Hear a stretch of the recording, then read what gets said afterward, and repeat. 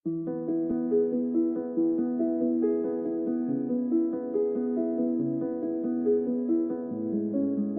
ውድ የአእምሮ ጥበብ ቤተሰቦች እንዴት ናችሁ? ዛሬ ተመልሼ መጥቻለሁ። ዛሬ የምንነጋገረው ከራስ ጋር የሚደረግ ፍልሚያ ነው። ቆም ብለህ አስበህ ታውቃለህ? በየቀኑ ስትነሳ፣ ስትሰራና ስትማርና ስትሮጥ ለማን ብለህ ነው?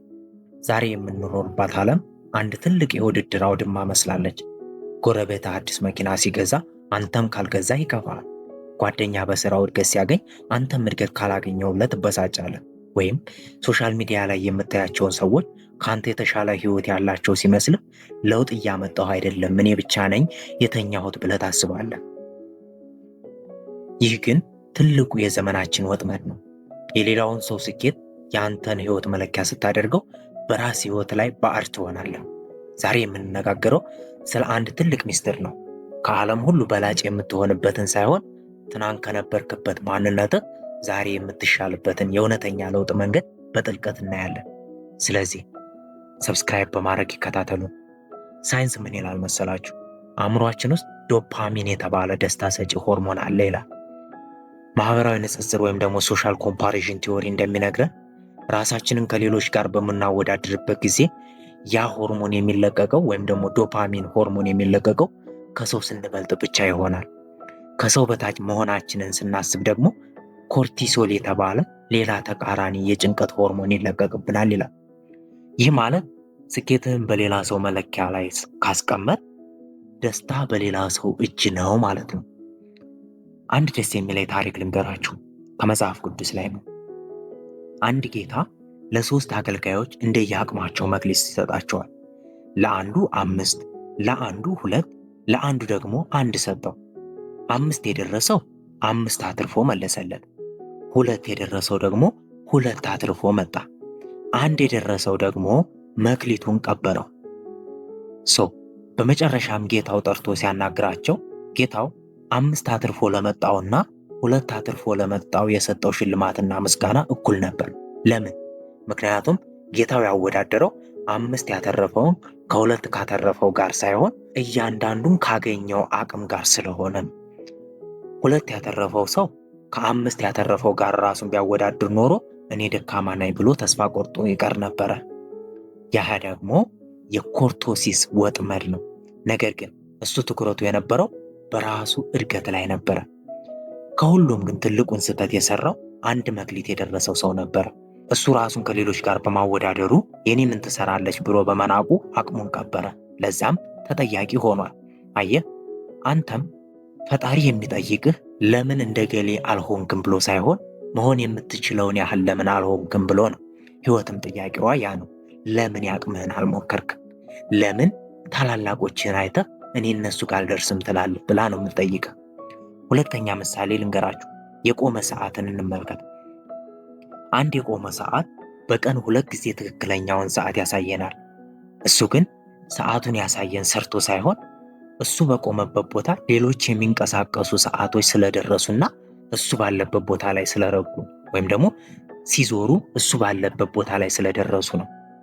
እኛም ራሳችንን ከሰው ጋር ስናወዳድር ልክ እንደዚሁ ነው።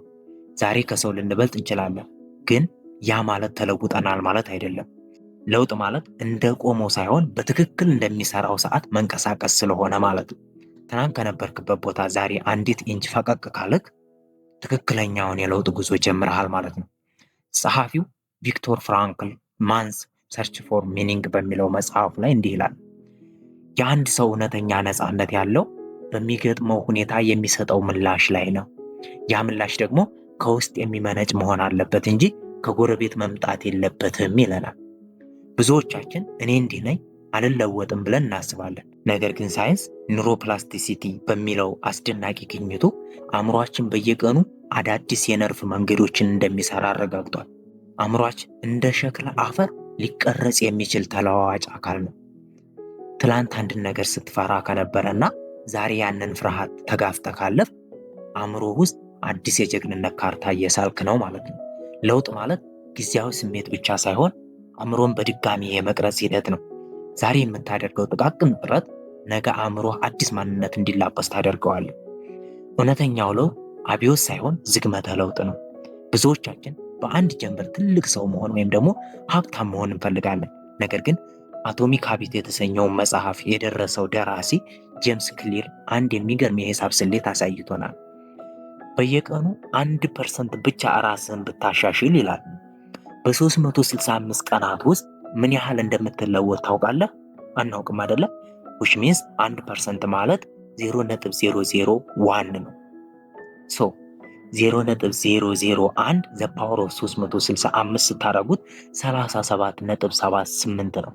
ይህ ማለት በአንድ ዓመት ውስጥ ትናንት ከነበርክበት ማንነትህ 37 እጥፍ የተሻለ ትሆናለህ ማለት ነው።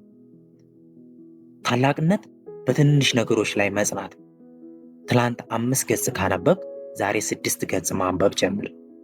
ውድድሩ ከትናንት አንተ ጋር ብቻ ይሁን እንጂ ከሌሎች ሰዎች ጋር በፍጹም አታርገው። ህንዶች አንድ የሚወደድ አባባል አላቸው። እሱ ምን መሰላችሁ?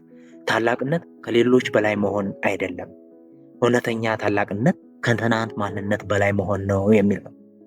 ስለዚህ እኛም ከትናንት ማንነታችን በላይ ለመሆን እንጣጣር። እንደ ማህተመ ጋንዲ ያሉ ታላላቅ ሰዎች ዓላማቸው ሌላውን ማሸነፍ ሳይሆን የራሳቸውን ፍርሃት መርታት ነበር። ነገሩ እንዲህ ነው። ማህተመ ጋንዲ ህንዳዊ ሲሆን በሙያው ጥበቃ ነበረ። ለመጀመሪያ ጊዜ ፍርድ ቤት ቆሞ ለመከራከር ሲነሳ ግን በፍርሃት የተነሳ እግሮቹ ይንቀጠቀጡ ነበር። ጭንቅላቱ ባዶ ሆነና አንዲት ቃል መናገር አቅቶት ተሸንፎ ተቀመጠ። ያኔ ጋንዲ ራሱን ከሌሎች ጎበዝ ተናጋሪዎች ጋር አወዳድሮ እኔ ለዚህ ስራ አልሆንም ብሎ ተስፋ ሊቆርጥ ይችል ነበር። ነገር ግን ያንን አላደረገም። ጋንዲ ትኩረቱን ያደረገው ሌላውን በመምሰል ላይ ሳይሆን የራሱን ድክመት አንድ በአንድ በማሸነፍ ላይ ነበር። እውነትን መፈለግ የሚለውን መርህ በመያዝ በየቀኑ ፍርሃቱን እየተጋፈጠ ሄደ። በመጨረሻም ያ ፍርሃት ይዞት የነበረው ሰው በሚሊዮን የሚቆጠሩ ሰዎችን ያለ ጦር መሳሪያ መርቶ የህንድን ሰዎች ነፃ አውጥቷል። ተሰጥኦ አይጠበቅብህ፣ መለወጥ ግን ትችላለህ። ጋንዲ የተወለደው ጀግና ሆኖ አይደለም። ጀግንነትን የተማረው በየቀኑ ራሱን በመለወጡ ነው። እናንተም ውጤት ላይ ሳይሆን ሂደት ላይ አትኩሩ።